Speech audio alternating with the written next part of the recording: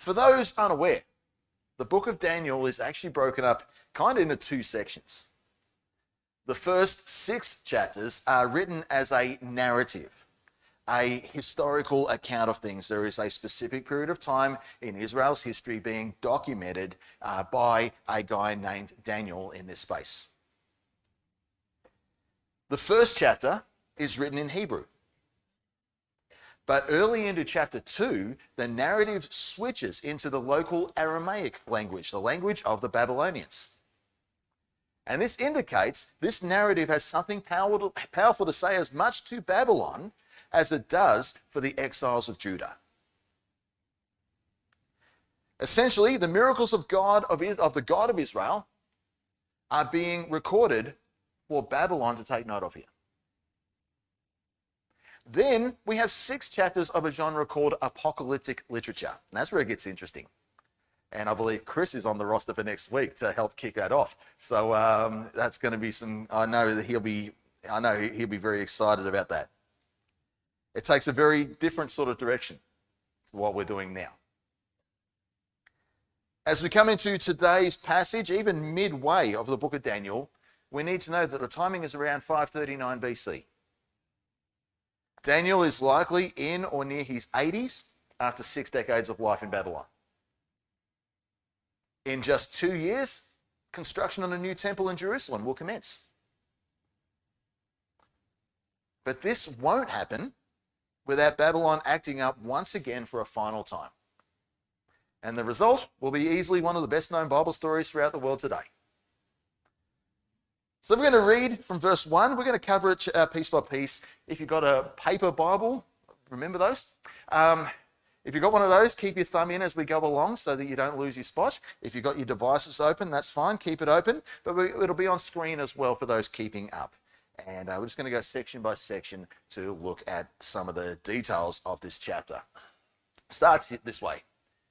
It pleased Darius to appoint 120 satraps to rule throughout the kingdom, one with 3 administrators over them, one of whom was Daniel.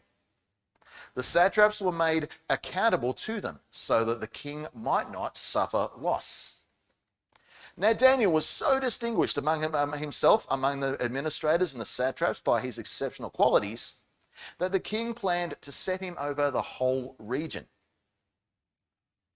Now, we need to remember here, this is a historical account.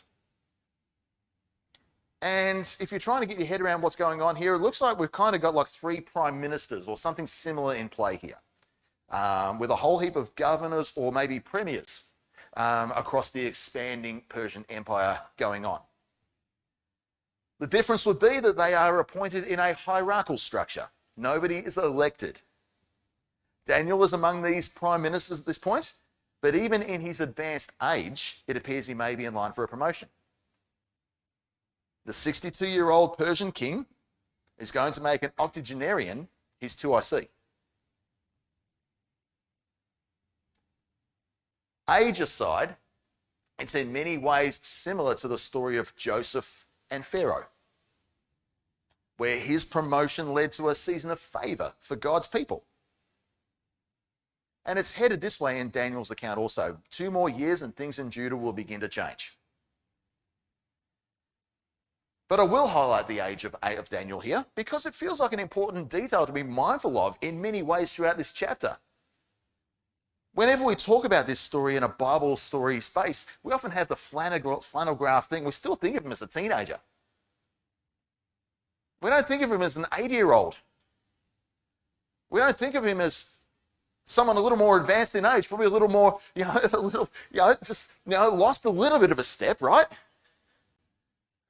Incredibly wise, but physically a little limited. And we probably lose sight of the sheer heartlessness of the people around him as they engage with that. All right, we think of him as this young teenager who's ready to, it's like a scrappy do. I'll take him. No, it's not like that. It's much more harsh. But it's also worth taking note of his age for other things, and I'll explain myself shortly. At this, the administrators and the satraps tried to find grounds for charges against Daniel in his conduct of government affairs. But they were unable to do so. They could find no corruption in him because he was trustworthy and neither corrupt nor negligent. Imagine going, we've got a high-profile guy in court right now over political maneuverings, and it's not about because he's neither corrupt nor negligent, right? Imagine going to court for that. Finally, these men said, we will never find any basis for charges against this man unless it has something to do with the law of his God. How familiar does that sound right now? 122 jealous and driven men did all they could to dig up dirt on a high-ranking older politician and came up empty-handed. Think about the impossibility of that, and yet it happened.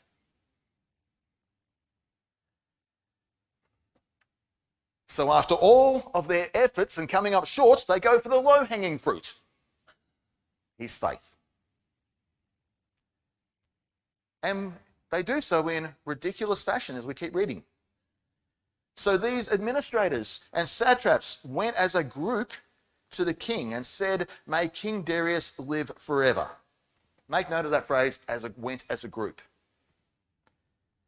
The royal administrators, prefects, satraps, advisors, and governors have all agreed that the king should issue an edict and enforce the decree that anyone who prays to any god or human being during the next 30 days, except to you, your majesty, shall be thrown into the lion's den. That just happens to have one handy there.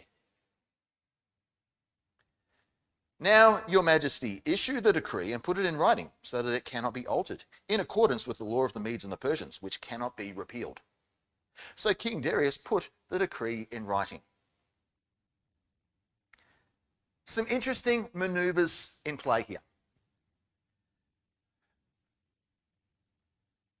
That phrase, went as a group, will appear 3 times in the chapter. It's worth looking out for at each time.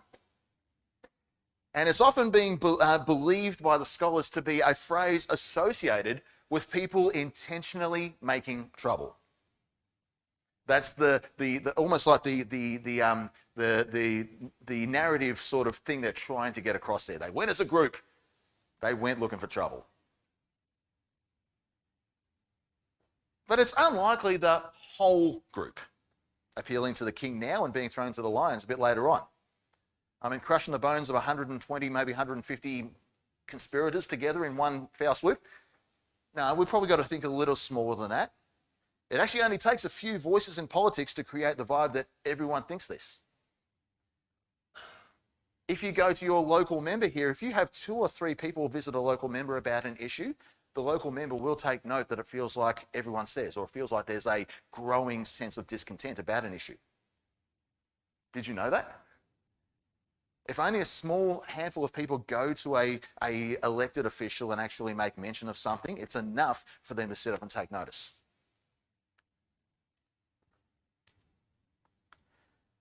But as we consider this passage, since when does such a large group of politically motivated individuals come to a point of unanimous agreement on something? And yet the passage says they have all agreed on a matter to the king. It's worth noting that there's actually nothing in Persian history that indicates their kings were ever deified. Pharaoh was. Later, Caesars were. But the Persian kings were never deified. So it's actually, what we're probably dealing with here is it's possibly they're just making a play for Darius to make his own national deity applicable to Babylon. There has been some people suggesting that at the time of Darius's takeover of the kingdom, there was a bit of debate among the Persians about how far the national god, the national religion, would actually become the norm for the neighborhood. And the Persian religion is known as Zoroastrianism. And there were power plays going on about across an expanding people, how national does this religion need to be? It could well be that these conspirators are simply tapping into an existing discussion and appealing to the ego of Darius through overt flattery in order to hold on to the corrupt manner of living to which they've become accustomed. And instead of deifying, they're simply just making him the mediator for the next 30 days in order to make that national religion more real. I say all this because this gets to my first grab I want to bring to you. Generally speaking, both the Babylonian Empire and the Persian Empire were actually considered quite religiously tolerant. There were national deities, but these existed in a quite polytheistic society. But here's my grab. Babylon proves to us that tolerance on paper isn't always the same as tolerant in practice when it comes to God's people. Have you noticed that? Oh, we're tolerant, except for that.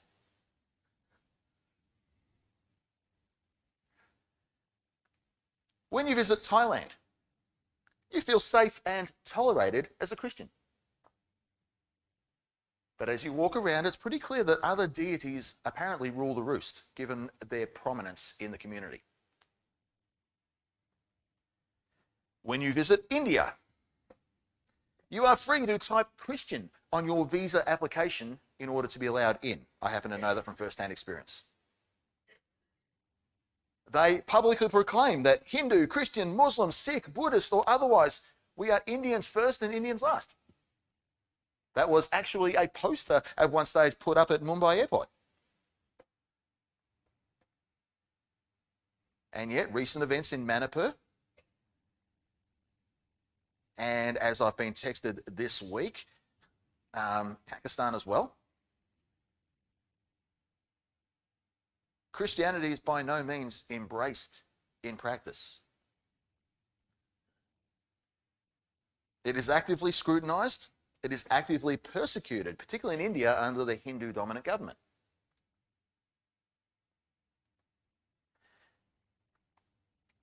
If you want to talk more about Pakistan, by the way, talk with Greg and Helen about some first-hand stuff that they're hearing at the moment. They have asked us to pray for that neighborhood because of some stuff going on there too. Pray for that whole region at this time.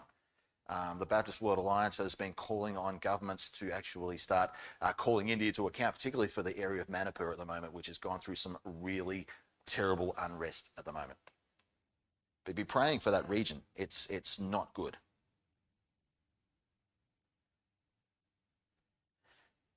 Why does tolerance not extend to Christianity the same way? Well, simply because there's something unraveling in religious tolerance when one of those expressions involves heaven tangibly meeting earth.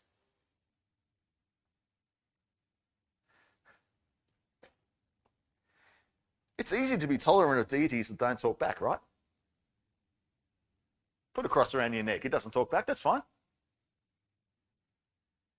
It's easy to embrace religion when it's reduced to philosophical discussion and does little to hold us to account. It's easy to follow religious ideals that tell us we're perfectly good people, we're fine just the way we are.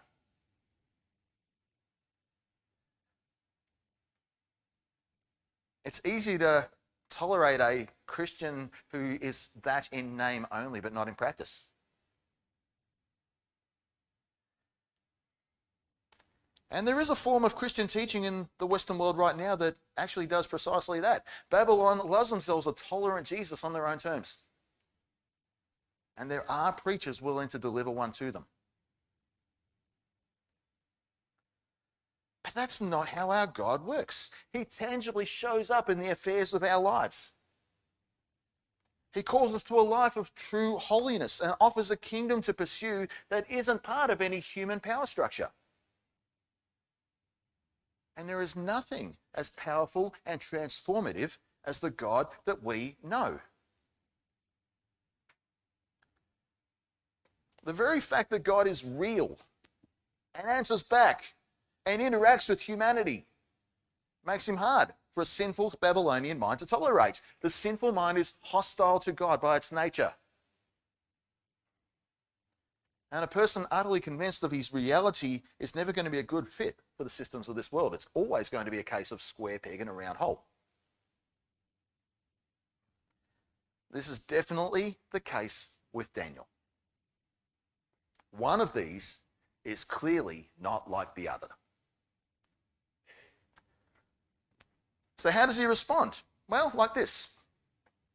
Now when Daniel learned that the decree had been published, he went home to his upstairs room with the windows opened towards Jerusalem.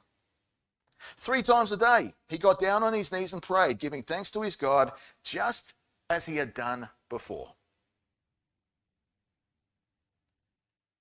At this juncture, we can point out 3 key things about Daniel that are important to us in our own exilic expression. We're told at the start that Daniel demonstrated exceptional qualities, which made him a good leader in his current setting and a real prospect for greater influence. Kings looked to him and deemed him to be of exceptional quality.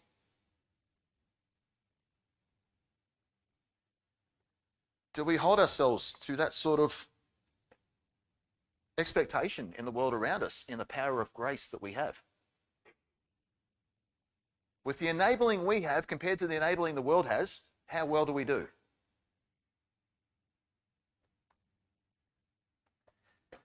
When scrutinized closely and even unreasonably, he was found to be trustworthy and neither negligent nor corrupt. People completely trusted him, including the king. He could not be bought, and this made him a powerful enemy to a corrupt human system. He couldn't even be tied to a little white lie. There is no hint of misleading conduct in any way. Even to the point of holding up in unreasonable scrutiny.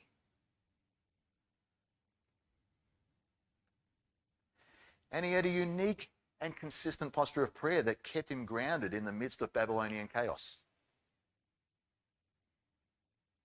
And it's that one that got him into trouble. He goes upstairs, not down to his basement. He sets his gaze in the direction of the greatest kingdom in his mind. Not the Jerusalem palace, but the unseen temple. And 3 times a day, he seeks the help of the only active God in the land. And we are told he does all this just as he has done before. In chapter 1, we are told that Daniel the teenager purposed in his heart that he would not defile himself. And in his 80s, this continued.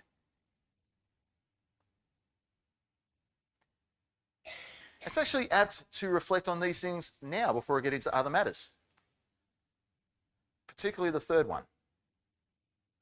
So let me ask these questions, these grabs. 1, can your integrity hold up in the court of Babylonian opinion? Can Babylon pin any wrongdoing on you?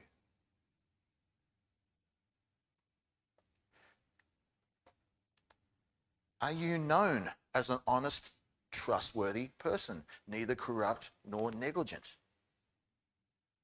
That's actively seeking to do right, not just sitting back and resting on your laurels.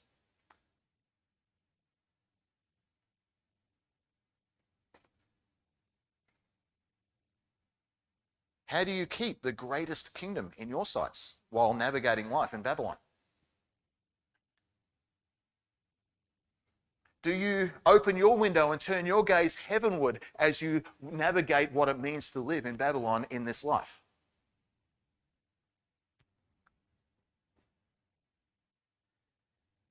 And what long-term convictions do you have to hold on to? A conviction is a firm decision made long before it ever needs to be made. Young guys, if you want to know what a conviction is, when you're a teenager trying to work out what they are, that's what it is. It's a decision you make before it needs to be made. And it's a firm decision made. Can your convictions hold up in the face of looming lions?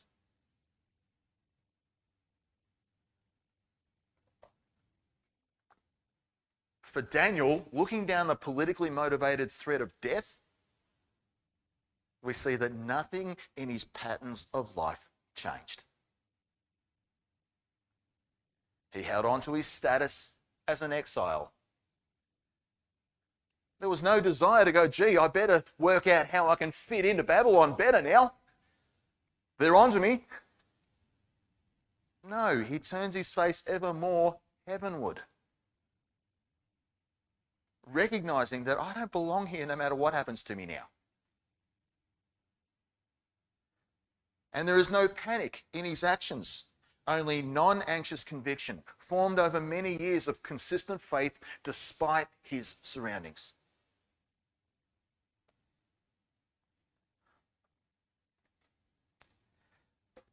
And this is what happens. Then these men went as a group, troublemaking, and found Daniel praying and asking God for help.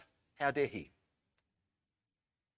So they went to the king and spoke to him about his royal decree. Did you not publish a decree that during the next 30 days, anyone who prays to any god or human being except to you, your majesty, will be thrown to the lion's den?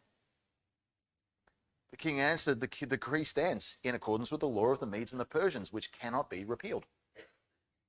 Then they said to the king, Daniel, who is the one of the exiles from Judah, pays no attention to you, your majesty, or to the decree you put in writing. He still prays 3 times a day.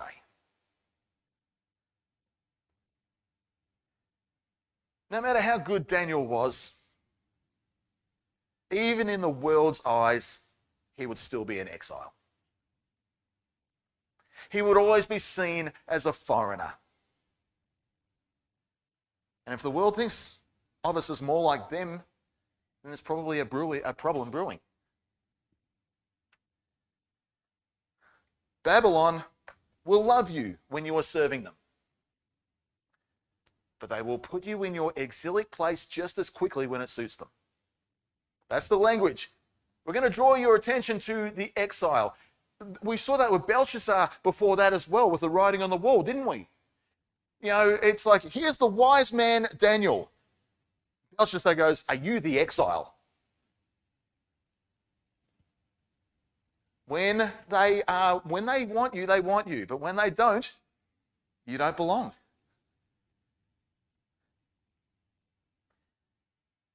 And yet, Daniel's longing for Jerusalem meant nothing, actually changed for him and all that. Because in his mind, he always was one. Their view of him probably became more of the real one than what they would like him to be. Yeah, this guy doesn't belong with us. He's too honest. He's too exceptional. Too trustworthy. He doesn't fit here. Nothing changed with Daniel because his convictions were set and his exile status was already established. When the king heard this, he was greatly distressed. He was determined to rescue Daniel and made every effort until sundown to save him, looking for loopholes in his own law. But because this is a political stunt, the men went as a group to King Darius and said to him, remember, your majesty, that according to the law of the Medes and the Persians, no decree or edict that the king issues can be changed. So he's painted himself into a political corner here. So the king gave the order and they brought Daniel and threw him to the lion's den. The king said to Daniel, may your God, whom you serve continually, rescue you. A stone was brought and placed over the mouth of the den, and the king sealed it with his own signet ring and with the rings of his nobles, so that Daniel's situation might not be changed. It's interesting wording there that is actually echoed by the gospel writers when they describe the burial of Jesus, right? Stone covering, sealed. Then the king returned to his palace and spent the night without eating and without any entertainment being brought to him. And he could not sleep. At the first light of dawn, the king got up and hurried to the lion's den. When he came near the den, he called to Daniel in an anguished voice, "Daniel, servant of the living God, has your God, whom you serve continually, been able to rescue you from the lions?" Daniel answered, "May the king live forever." The one sentenced to death just the night before emerges to call for life in his accuser.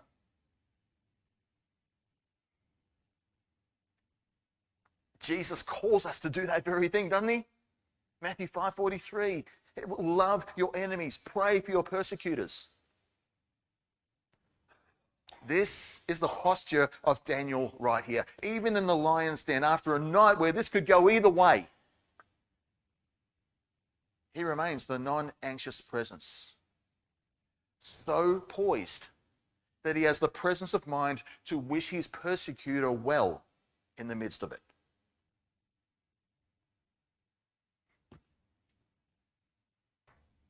My God sent his angel and he shut the mouths of the lions. They have not hurt me because I was found innocent in his sight. Nor have I ever done any wrong before you, your majesty.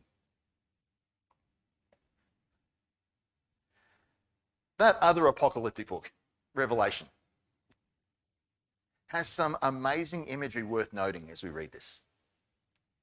In chapter 2, to the church in Pergamum, where persecution even to death is occurring, we're given this little snippet. Chapter 2, verse 17. "Whoever has ears, let them hear what the Spirit says to the churches. To the one who is victorious, I will give some of the hidden manna. I will also give that person a white stone with a new name written on it, known only to the one who receives it." We will look at this particular passage next February, but here's a sneak peek. The ancient idea of a white stone is often associated, among other things, with a not guilty verdict. When a judge handed you a white stone, you were acquitted. In the face of extreme persecution, Daniel was able to enter the den free of guilt. The world couldn't pin anything on him, yet solely because of his faith, he was thrown to the lions. And God presents him back to Babylon in a way where there is no doubt about his innocence. There were often forms of judgment in play where the accused would be subject to punishment that would lead to death if a deity didn't intervene. Even in the Dark Ages, we see that there was a bit of this going on, and these were processes known as ordeals. And it was a thing in the ancient times. If it appeared that a deity stopped the punishment, then humanity had no business pursuing it any further. We see a hint of this in play where Darius kind of wishes for this to occur. He's painted himself into a corner. He can't repeal the law that he signed off on, but he's gone, the God that you serve better get you out of this. And when God comes through, Darius has no option but to make Daniel's innocence known. Again, what other deities had intervened before? The king was overjoyed and gave orders to lift Daniel out of the den. And when Daniel was lifted from the den, no wound was found on him because he had trusted in his God. At the king's command, the men who had falsely accused Daniel were brought in and thrown to the lion's den, along with their wives and children. Before they reached the floor of the den, the lions overpowered them and crushed all their bones. Yikes. Then King Darius wrote to all the nations and peoples of every language in all the earth, "May you prosper greatly. I issue a decree that in every part of my kingdom, people must fear and reverence the God of Daniel." Now remember, this starts as a power play to try to actually elevate his own deity, to shut the mouth of Daniel and to stop his influence so that the other governors and the other leaders can kind of keep their corrupt way and live life undisturbed by God. And yet here is the outcome of Darius in the face of it all. For he is the living God. He endures forever. His kingdom will not be destroyed. That's interesting. His dominion will never end. This is the king talking about God's kingdom. He rescues and he saves. He performs signs and wonders in the heavens and on the earth. He has rescued Daniel from the power of the lions. So Daniel prospered through the reign of Darius and the reign of Cyrus the Persian, which is the next rule to come. My last question for us today to ponder is, what does Babylon say about your God in the face of your adversity?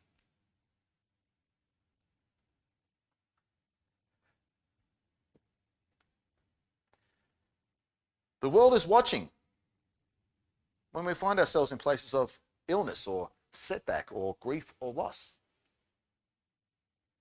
And because of the hope we have and the Spirit residing in us, we have the means to show something powerful in the midst of those times. And indeed, I know so many men and women who have demonstrated something powerful about God in the midst of their own trials that have caused the world around them to marvel. I know one man who at the age of 15 or 16 contracted polio and was devastated by that and did a lot of time in an iron lung and all sorts of stuff. And as he gets towards his late 70s, sits in a youth group in Wangaratta, he tells the kids at a youth gathering that when he got that diagnosis, and even though he had dreams of missionary work, he still said, "Yet I will serve Jesus." Conviction made at such a young age. And decades later is able to tell the story. And almost all the kids of the local high school in that town know him by name and know his faith.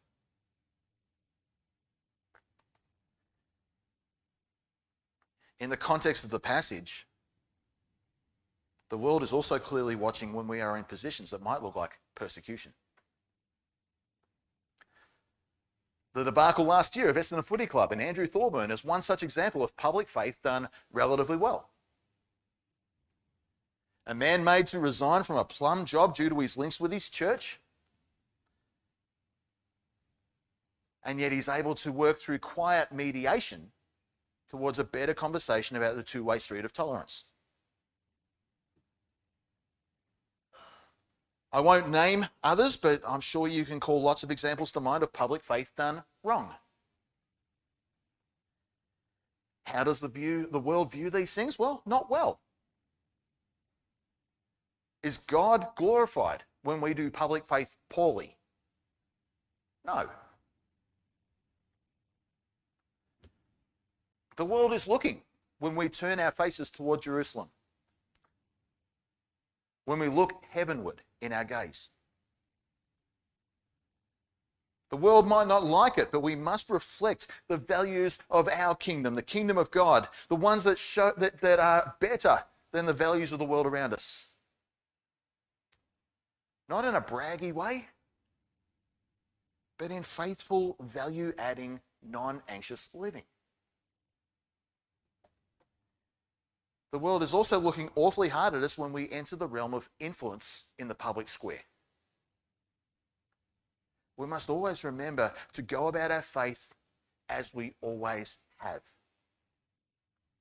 so that our values are not distorted by the worldly spaces we wield influence in.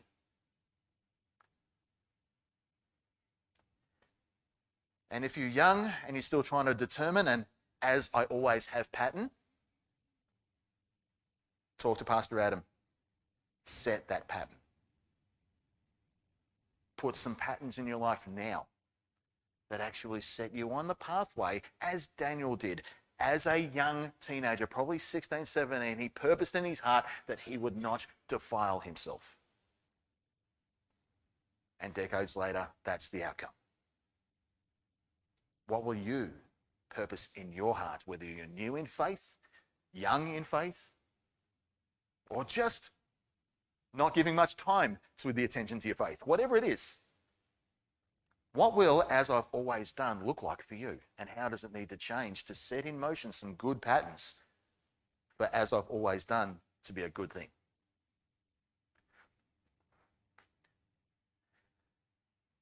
We need to remember that, frankly, the lion's den is only one jealous Babylonian citizen away. But as ongoing exiles in this life, nothing about the antics of Babylon should make that much of a difference to who we are and how we view the way we live life. We are citizens of something far greater. Let us walk with our gaze in a heavenly way. Let us look to the kingdom that we truly serve. And let that be the governing force and the reason we do what we do in the Babylon around us. I pray this has all been a challenge to you. It certainly has been to me, and there's so much still left on the table as we consider this chapter. Go and read it for yourself now that you know some of the history, some of the dynamics. Maybe there's things the Lord will actually show you even further beyond today. These grabs will be on the Facebook feed this week to remind you. For now, let's stop. Let's pray.